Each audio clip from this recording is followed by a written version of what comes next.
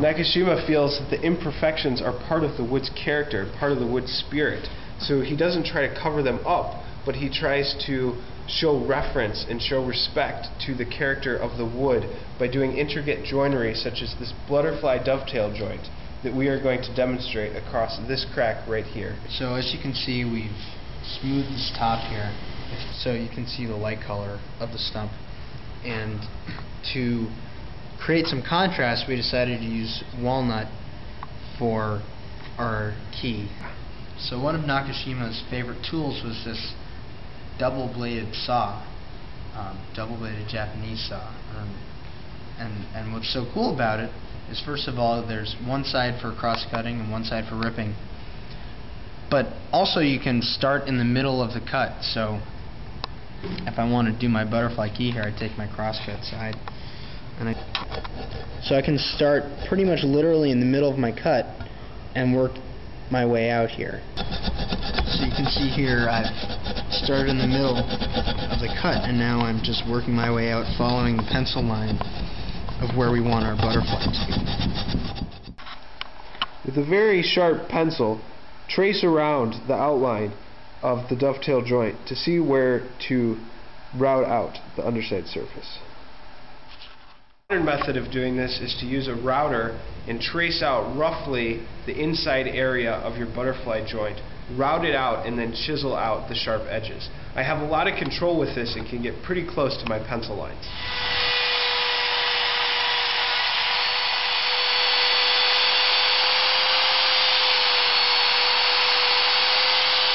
Very quickly with the router we can route out the depth of in the rough shape of our butterfly key, and all that is left are chiseling out the edges right up to the pencil line.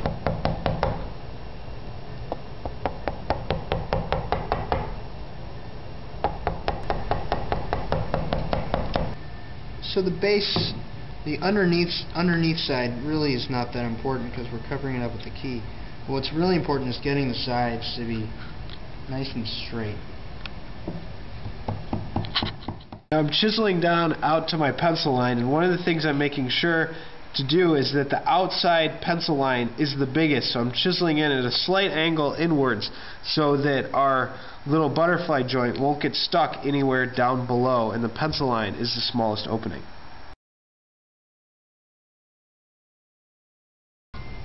When I cut this, I'll be cutting on the outside of the line to make sure that the key is a little bit bigger than the keyhole, because we want to make it fit perfectly. We want to have large gaps in between. You can see I'm cutting on the outside edge, trying to leave the pencil mark.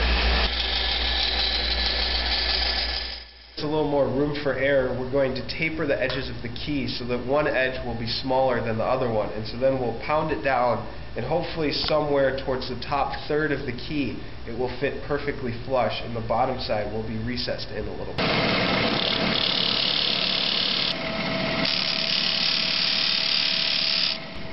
An alternative and much more precise way to make dovetail joints is to use the table saw.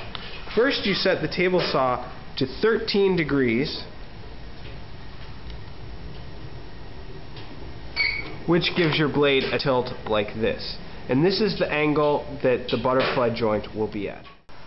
To make butterfly keys from the face grain, cut a piece of wood like this from 8/4 or thicker stock, and then glue it onto the end of a scrap piece of wood, so that this way on the table saw we can cut the butterfly keys with the face grain of the wood. Now this glue joint has hardly any strength to it because it is end grain to face grain, but it will give us enough strength to serve as a holding block for cutting the front block on the table saw. Once we have our piece of walnut glued onto our board, we're ready to make the first cut, and I move this fence onto the opposite side of the blade, onto the left side. Now here we make our first cut.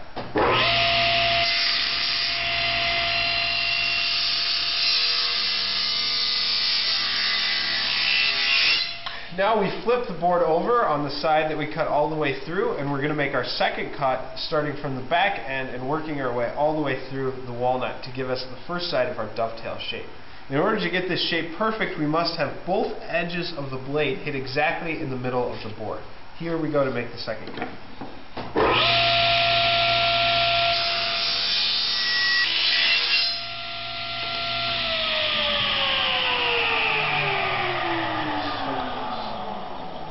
You can see after the first cut that we have a little bit left in the middle, and that's because we don't want to go too far to get that perfect triangular shape.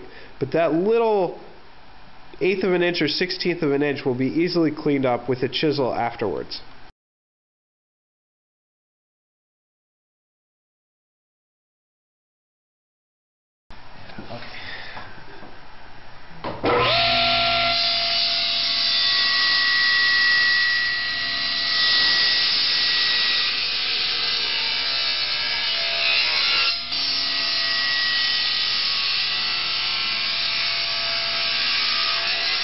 Then we just break off.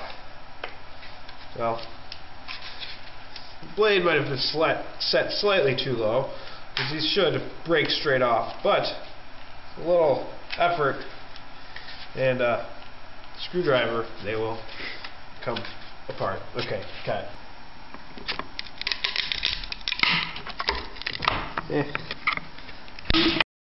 To get a clean edge in the middle, score from both sides with the chisel, flipping the board back and forth, and then on the last little bit, chisel through to break it free. And then simply cut off as many dovetails as you need. In this case, we're going to cut ours 1/2 inch wide.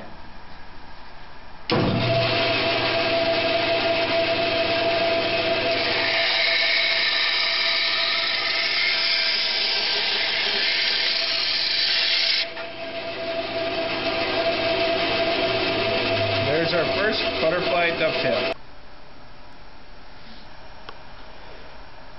The last step before we insert the butterfly dovetail is to file a slight taper on all of the edges.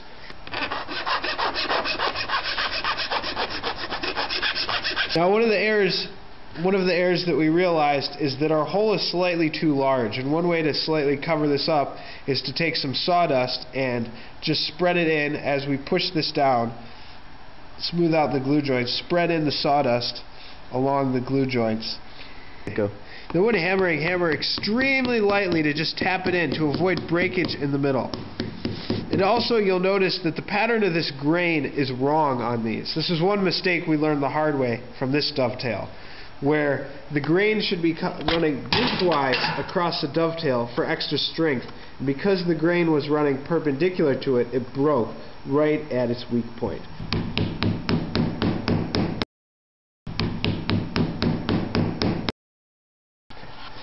The final step after lightly tapping it into place so that it's snug but not so that it's tight is to tighten it down with clamps. This even pressure will help it avoid cracking and make it glue nice and strong. And then just clamp it down on each side of the board.